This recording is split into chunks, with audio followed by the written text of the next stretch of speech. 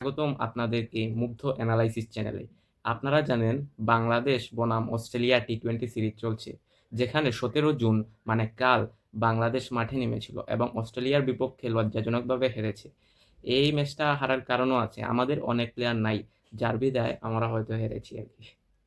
এখন কি বলবো আর? আমাদের ব্যাটারদের সকল ব্যাটারদের দোষ।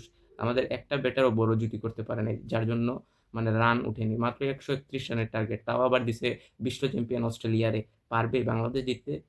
তো আমাদের বোলাররা যথেষ্ট পরিমাণ ভালো খেলছে। কিছু বলার নাই। আর বাংলাদেশ ও অস্ট্রেলিয়ার মধ্যকার প্রথম টি-20 ম্যাচে অস্ট্রেলিয়া ৪ উইকেটে জয় পায়। ম্যাচটি ছিল লো স্কোরিং, কিন্তু শেষ পর্যন্ত অস্ট্রেলিয়া তাদের অভিজ্ঞতা দিয়ে ম্যাচ বের করে নেয়। বাংলাদেশের ইনিংস। বাংলাদেশের ব্যাটাররা শুরু থেকেই অস্ট্রেলিয়ার বোলারদের বিপক্ষে স্বাচ্ছন্দ্য বোধ করতে পারেনি। পাওয়ার প্লেতে দ্রুত উইকেট হারানোর কারণে রান সেট কমে যায়। মাঝের ওভারগুলোতে বড় কোনো জুটি আমরা দেখতে পাইনি। বাংলাদেশের সবচেয়ে বড় সমস্যা ছিল নিয়মিত বিরতিতে উইকেট হারানো, বাউন্ডারি কম পাওয়া, শেষ ৫ ওভারে দ্রুত রান তুলতে না পারার ফলে দল মাত্র ১৩১ রান করতে সক্ষম হয়। মানে যেখানে এখনের টি-20তে ২০০ মানে ২২০ ২৫০ প্লাস রান হয়, এই জায়গায় আমরা ১৩১, ১৪০, ১২০ এইরকম রানের টার্গেট দিই। তাহলে কি হবে? যার ফলে বাংলাদেশ ১৩১ রানের করতে সক্ষম হয়, যা টি-20তে অস্ট্রেলিয়ার মতো দলের বিরুদ্ধে একটু কি বলবো অনেক কম স্কোর।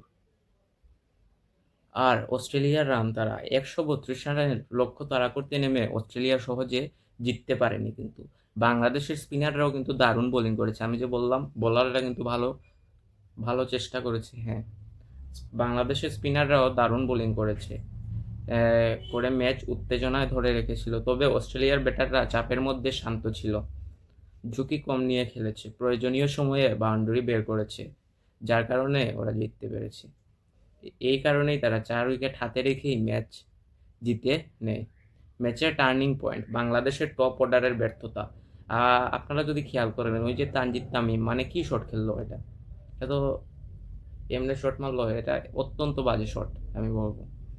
তারপর আরও যে আছে যে সৌম্য সরকার, মানে কি এক একটা, তার তৌহিদ হৃদয় ওরে বানাইছে লিটনের বদলি ক্যাপ্টেন, মানে এত বাজে খেলছে আর কি। আর একটা যে সাকিলাইন, সাকিলাইন কাল ছিল ২ উইকেট নিচে, তবে ওর তো গতি অনেক কম, ১১০, ১২০ এইরকম হবে, গতি বাড়াতে হবে, নাহলে তো হয় না।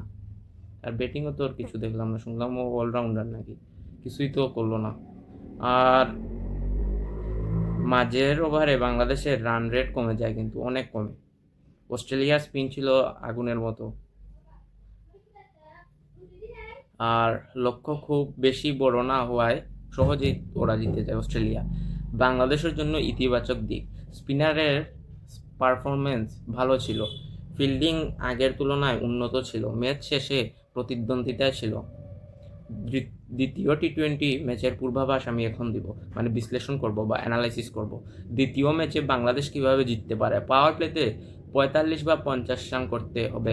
আমি ৪৫ বা ৫০ রান করতে হবে বলে যে এটাই করতে হবে তা না, করতে হবে ৬০ থেকে ৭০ রান, যেভাবে ইন্ডিয়া খেলে এইভাবে খেলতে হবে। অত্যন্ত একজন ব্যাটারকে 50+ রান করতেই হবে। স্কোর আমি বলবো যে ১৮০, ১৯০ বা ১৭০, ১৮০ এইরকম। স্পিনারদের দিয়ে মাঝের ওভারে উইকেট তুলতে হবে। অন্যদিকে অস্ট্রেলিয়ার শক্তি, গভীর ব্যাটিং লাইন আপ, অভিজ্ঞ অলরাউন্ডার। আপনারা কিন্তু দেখেছেন মানে অস্ট্রেলিয়ার কালকের batting line up, Tim David কিন্তু ব্যাক করেছেন, তারপরে মিচেল মার্শ, আরও যারা যারা আছে, জর্জ ইংলিশ, ওদের মতো ব্যাটাররা ব্যাক করেছেন।